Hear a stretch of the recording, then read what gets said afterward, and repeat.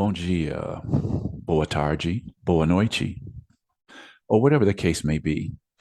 My name is Marcus, and I am the host of the Black Brazil Today YouTube channel, as well as the blackbraziltoday.com blog, where I analyze Brazil from the perspective of race. So today's post, I'm going to talk about one of my favorite topics when dealing with Brazil, and that's the music. Um, when I started the journey into Brazil, I was attracted by learning about the experience of other African descendants in another country in the Americas, another country that had slavery at its root, um, a hidden Black history.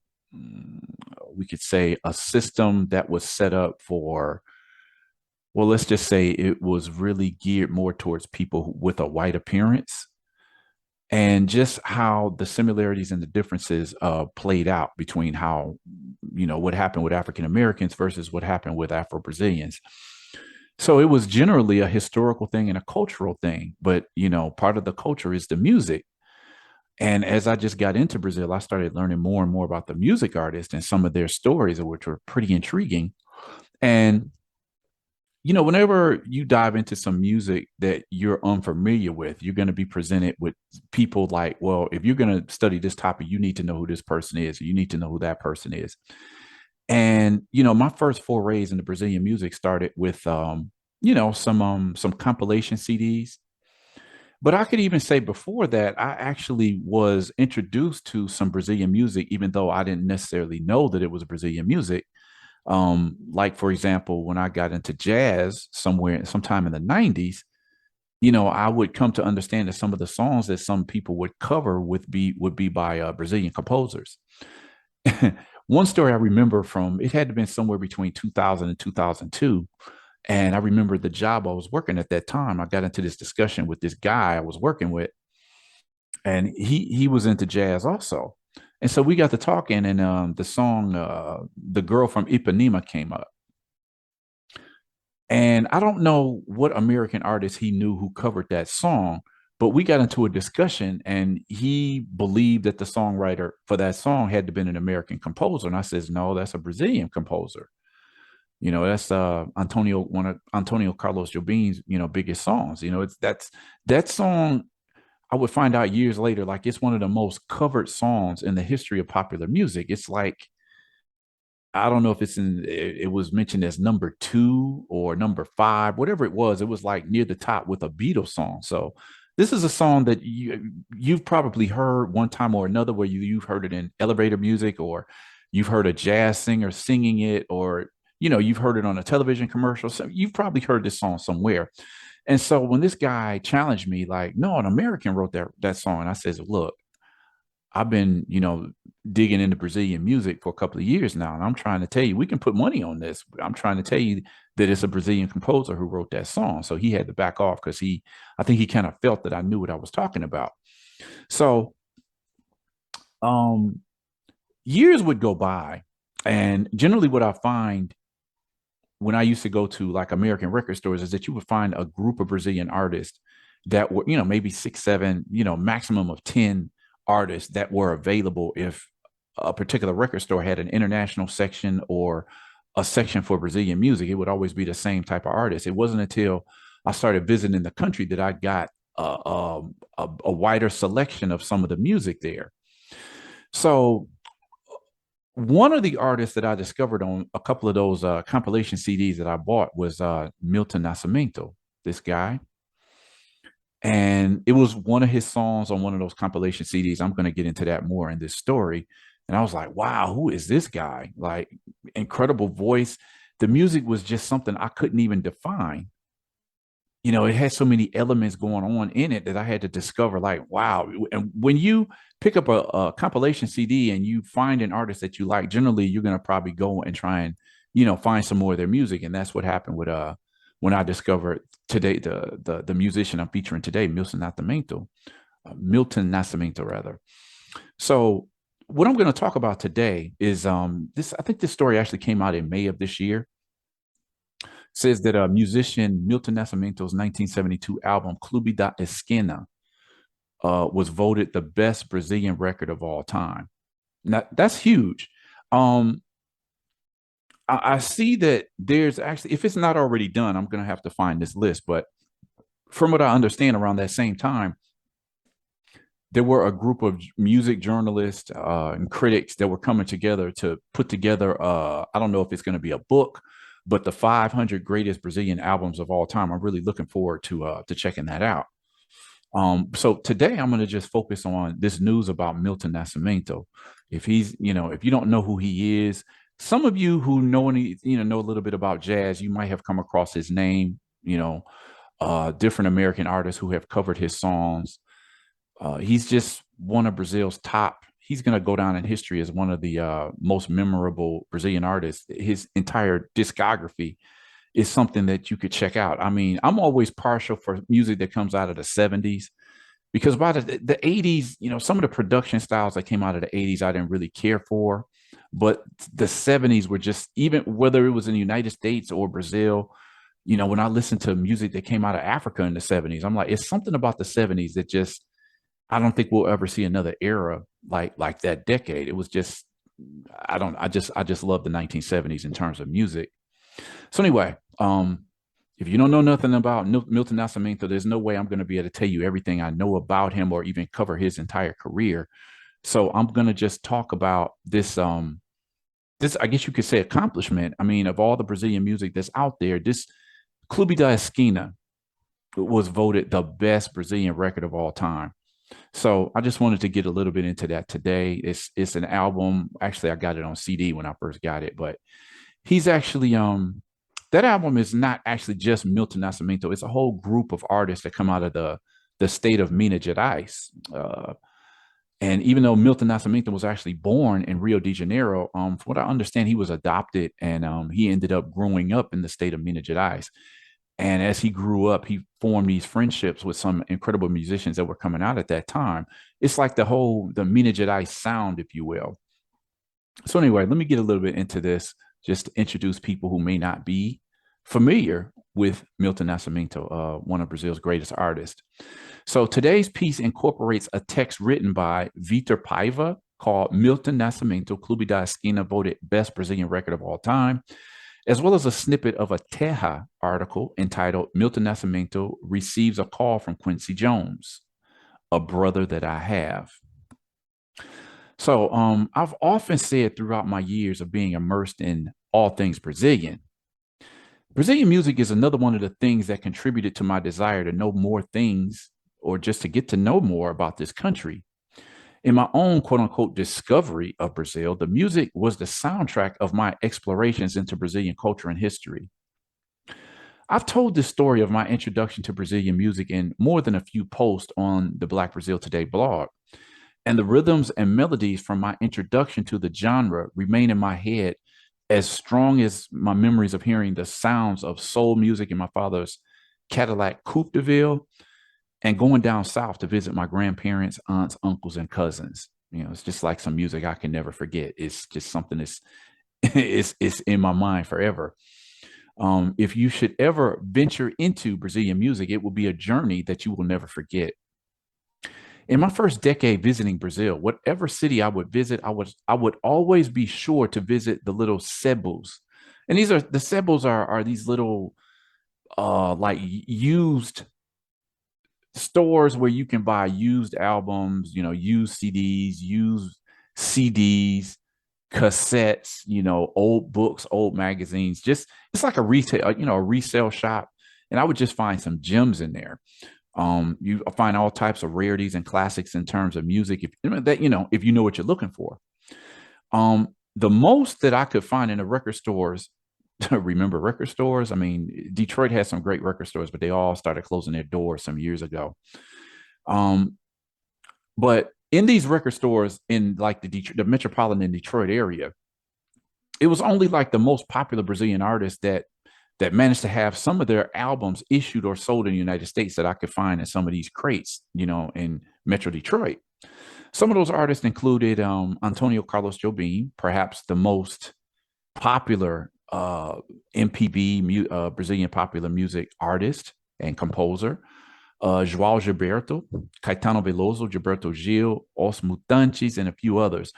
Each one of these artists have brought something to Brazilian music.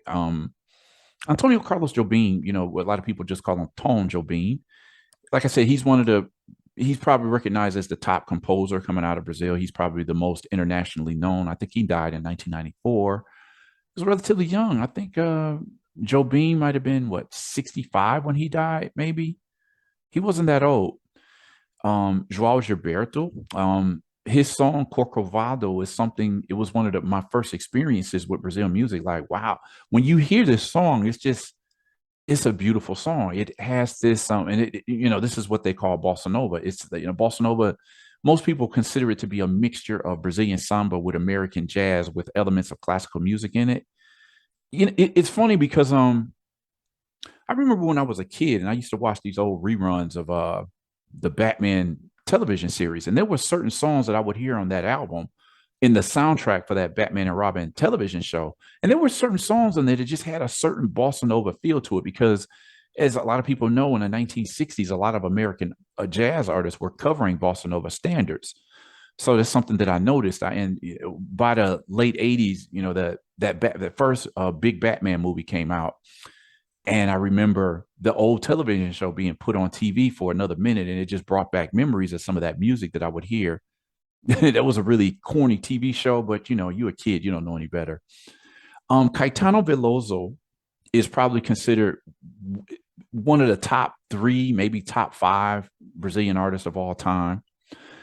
There's elements of Caetano's work that I like. I'm not big on Caetano Veloso, even though I like some of his music, but people just worship this guy, and I'm saying, I respect anybody's opinion. I'm just saying Caetano, even though I like some of his music, he's not one of my favorite artists, but he's going to be one of the people that people outside of Brazil would have heard of. You have Gilberto Gil, um, another incredible artist. I can't say that I like all of Gilberto Gil's music, but of the music that I like, he's got some good stuff. There's several albums. I have to do a story on Gilberto Gil also. The intriguing thing is that a lot of the top MPB artists of the day, they were all born in 1942. I think Gilberto Gil was born in 42. Caetano Veloso was 42. Milton Nascimento, who I'm talking about today, was born in 42. It's hard to say. One of my favorite artists in Brazil is this guy named Jorge Ben. I love Jorge Ben. He's probably the one that I really dug his music from the very beginning. And that's, as this article says, he mixes samba, bossa nova, soul with his own unique style, his own way of strumming that guitar. And Jorge Ben is just somebody who just, like, I had to go out and buy all of his albums, right? At least, like I said, I have a problem with a lot of 80s music, but anything from Jorge Ben, from his debut in 63 all the way up to about 78, all of his albums are just necessary listening because in some ways he revolutionized Brazilian music. It's hard to say. I've seen records that Jorge Ben was born in 39. Other records say he was born in 42. Others say 45. I can't really say what year Jorge Ben was born. I tend to think he was born in 42, but what do I know? Um, Another artist that I would discover some years later was this guy named Johnny Alf. Now, the intriguing thing about Johnny Alf is that one of the first music forms that a lot of people outside of Brazil will get to learn is this style called bossa nova. As I said, it's like a mixture of Brazilian samba with American jazz and elements of classical music. And as I was digging into the bossa nova sound, I noticed that it just didn't seem like you saw many black artists that were making bossa nova music. There were a few here and there. And I'm like, why is that? I would discover years later that this guy, Johnny Alf, is actually considered the father of bossa nova. He took elements, his chord structures, the way he put his songs together. The people who would later blow up with bossa nova, they all studied his style. So it's like, how come I hadn't, in my first forays into Brazilian music, I just wondered why I had never heard of Johnny Alf.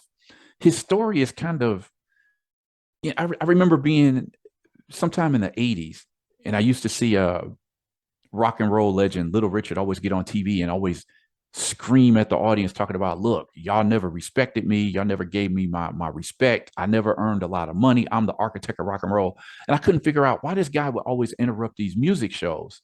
But later, when I understood what he went through in the music industry, okay, I understood then because Little Richard, he was responsible for, if not necessarily creating the style, he brought the attitude to what would become rock and roll music. So he never really got his just due. That's a whole nother story. But in some ways, I see a similarity with Johnny Alf because all of these people were making so much money off of Bossa Nova, but the guy who a lot of music critics say he's the actual father of Bossa Nova, and a lot of people have never heard of Johnny Alf. So why is that? That's something that I explore a little bit in this piece. And I'll talk about this maybe in a future article. Then you have somebody like Chimaya. I know if you see the name and you look at it in English, it looks like Tim Maya, but Brazilians pronounce it as Chimaya. And this guy is considered the the father of Brazilian soul music. Back in the late 60s and early 70s, Chimaya had spent some time in New York before I think he got deported one year. But from what I understand, Chimaya actually recorded a couple of 45s with a singing group while he was in the United States. And when he went back to Brazil, he brought soul music with him. He was the first Brazilian artist to really take hold of the American soul sound and implement it in Brazil and put Portuguese lyrics on it. So he's considered the father of Brazilian soul. He's an intriguing character. He had a movie put out about him. There was a play. Real interesting character. His personality kind of reminded me of, I don't know, somebody like Rick James, very much, sex, drugs, and rock and roll, which from Chimaya. I remember one of the first Brazilians that I knew when I discovered it. Chimaya died in 1998, and I remember asking one of my first friends in Brazil, I heard that. Did you like Chimaya? And she says, "Well, Chimaya, who is that?" She says, "Oh, you mean that fat guy that died?" It was so funny to me because as important a musician as this guy is, all she could think about was, that fat guy that died. But Chimaya was actually voted. This is Rolling Stone Brazil's edition, and Chimaya is considered the best Brazilian singer of all time. So that's something to consider. I'm gonna talk about Chimaya one day. Very important artist. Then Clara Nunes, talk about female singers and musicians. She's one of the first people that grabbed my eye. I bought her entire discography. Just incredible singer. She brought a lot of Afro-Brazilian roots in her sounds. So that's another great artist I'm gonna have to get to one day. But for now, I'm gonna focus on Milton Nascimento. Some of you people who are into like world music might be familiar with Os Mutantes. They kind of like had this psychedelic rock type of sound that a lot of Brazil. There was a big scandal in Brazil in this time, like in the 60s and early 70s, where a lot of Brazilian artists were incorporating electric guitars into their sounds, and a lot of Brazilian purists, music critics, didn't like that. Like, you're bringing in these American and British sounds. It was like another symbol of American and British imperialism, but Os Mutantes and other rock artists blew up at that time because the Brazilian people were like, hey, this is something new. Let's check it out. Um, so let me just get back into Milton. I don't want to get too far off track because like other topics, if I get talking about Brazilian music, I'll end up talking for a couple of hours. So this is a cover of Milton Nascimento's. I think this album is from 1972, maybe, and it's called Milagre dos Peixes, which means in English, it means the miracle of the fish. And the title track of this song is the first song I ever heard by Milton Nascimento, and I was just literally blown away. Like, who is this guy? So talking about those Brazilian artists who get a little bit of shine outside of Brazil, another one was who I'm talking about today, Milton. When I began buying compilation CDs of Brazilian music, I came across his song, Milagre dos Peixes, meaning miracle of the fish. And I remember being instantly mesmerized by the song. It was just something I couldn't describe, as I had never heard a song like that before. The arrangement, Milton's almost otherworldly vocals, the acoustic guitar, the strings and the horn arrangements were something I had never quite heard before. Toward the end of the track, if you were to close your eyes, Milton's soaring falsetto could give you the feeling that you were soaring through the air. Well, at least that's the feeling it gave me. You have to check out that song for yourself, Milagre dos Peixes. I can't say for sure, but I'd be willing to bet, well, maybe not. But I swear, Milagre dos Peixes influenced the popular 1994 pop song Kiss from a Rose by the artist Seal. After hearing Milagre, I quickly added a number of Nascimento albums to my collection. All of his works from the 1970s, my favorite musical decade, as I said, have something to offer. His music can be nostalgic, melancholy, dramatic, as well as uplifting. This is just a picture of Milton from probably the mid 70s or so. He was famous for wearing that hat that he has on, right? You see a lot of pictures, a lot of performances where he's wearing this hat. There are simply too many Nascimento classics to choose from, but a few of my favorites include Fazenda, Milton's version of the Chico Buarque classic, O Que Será, Para Lennon and McCartney. Obviously, that's a shout out to the Beatles because you can hear elements of the Beatles music and in a Minas Gerais sound overall, and particularly Milton Nascimento. Tudo que você podia ser, Trem Azul, Os Escravos de Joe, Tema dos Deuses. That's an incredible track. Also, I think there's several instrumental tracks that Milton Nascimento put out, and it's amazing. Some of the sounds he like implemented some natural sounds from nature and just mixed this song, and he calls it the. If you translate it, this means the theme of the gods. Another song that always struck a chord with me was his cover of the famous, often covered classic "A Felicidade," which means basically the happiness. A song composed by Antonio Carlos Jobim and Vinicius de Moraes, who wrote the lyrics. I've heard numerous versions of this song over the years, from the upbeat in a bossa nova style to a samba style, and even in orchestra settings. Nascimento's version, taken from his 1970 LP Milton, strips the song to its core with only Milton's heartfelt vocals sung, accompanied only by an acoustic guitar. Moving song when he stripped it down that way. I can that's a song I can listen to over and over. As it turned out, I knew Nascimento before I really came to know him. That's because in the 1990s, during my introduction to jazz, I came to learn about Milton through the 1975 album Native Dancer by jazz saxophonist Wayne Shorter. Even though I love this album, with Shorter and Nascimento covering the song Milagre dos Peixes on Native Dancer, and it was literally translated again as Miracle of the Fish, this version didn't grab me the same way as Nascimento's original version, which I would hear years later. The Shorter Nascimento album influenced a number of well-known musicians, including bass player Esperanza Spalding and Earth, Wind, and Fire band leader Maurice White. So anyway, this is the cover of the Native Dancer album. Oh, this is kind of like a collaboration album, but you see Wayne Shorter is the main artist, and it says featuring Milton Nascimento. I almost feel like that should have been just like a duo album because Milton made quite a bit of contribution to this album. Several songs that he has appear on this album. Another well-known music figure who admires Nascimento is longtime American producer Quincy Jones.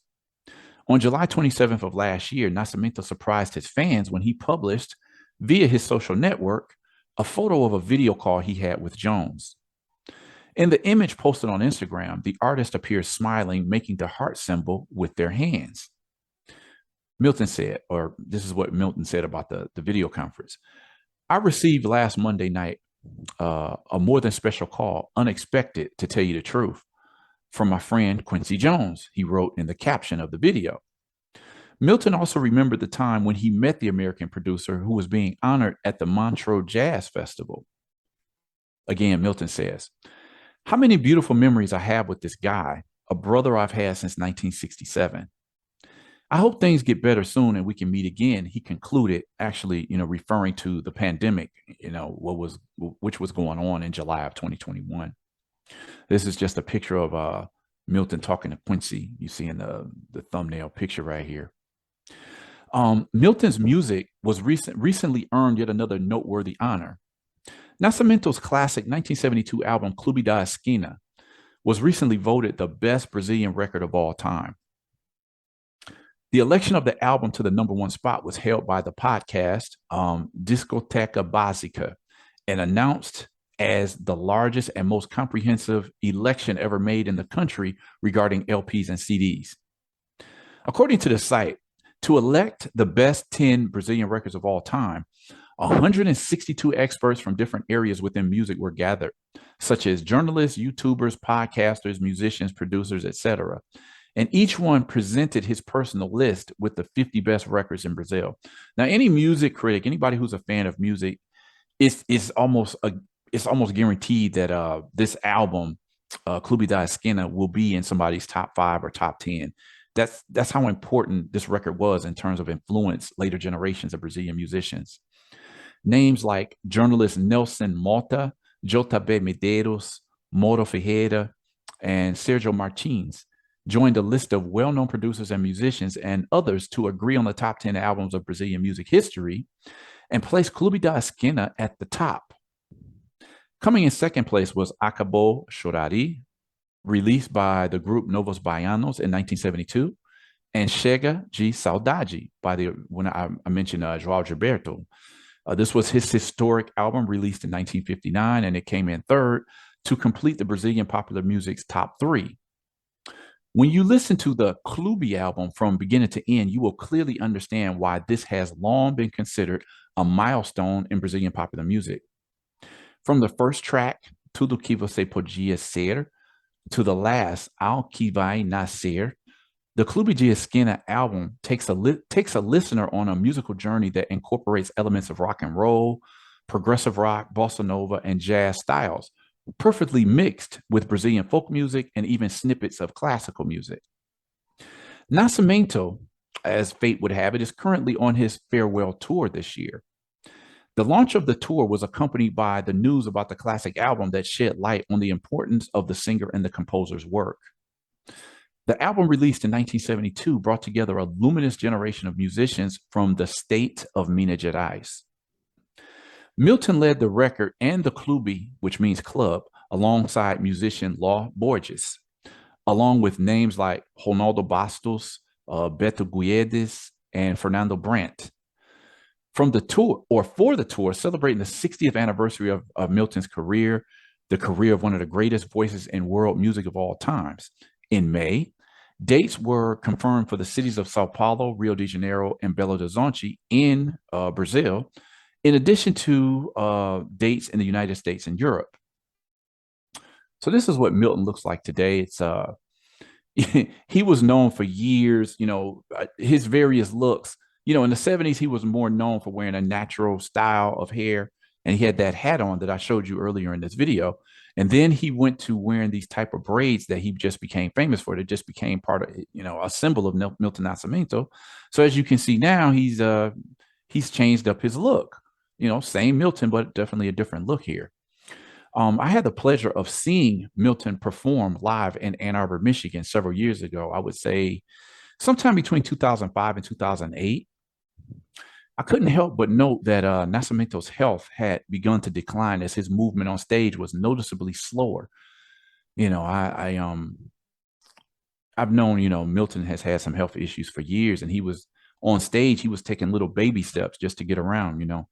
So that's something that I'm gonna always remember, because at that time I didn't know that he was going through, just the health issues that he has.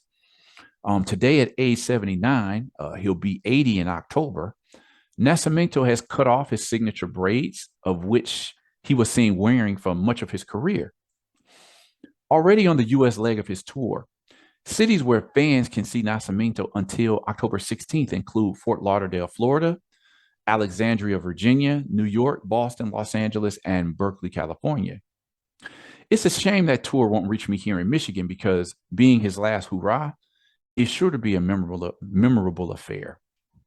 So anyway, today's pieces are brought by from the Hypeness Brazil and the Terra websites. So this, as I said, one article can't really get into the importance of Milton Nascimento, the importance of this record, Clube da Esquina. But, I'm quite sure in the future I'll have to do another analysis, give you an overall, summary of his career, because, his first album came out in 1967. So again, one of Brazil's top musical artists is somebody you really have to get to know his music to be able to understand the influence of his sounds in Brazilian music after this Clube Da Esquina album, and just understanding how great some of these artists really are. I could just say I'm glad that I discovered Milton Nascimento's music. So for now, I'm going to just end this piece. And as I said, I'm quite sure sometime in the future I'm going to have to come back and do more of a summary of his career because again, 60-year career, there's a lot I could talk about. So if you dug this article, definitely consider giving me a thumbs up. Share this video with other people who might be into, what we call quote unquote world music, but this is specifically talking about Brazilian music. Definitely click on the notification bell. Maybe consider subscribing to this channel if you like this video or others. And I'm gonna keep putting these out as long as I can. So hopefully you enjoy some of the material on this channel. And with that in mind, I hope you come and check out the next video.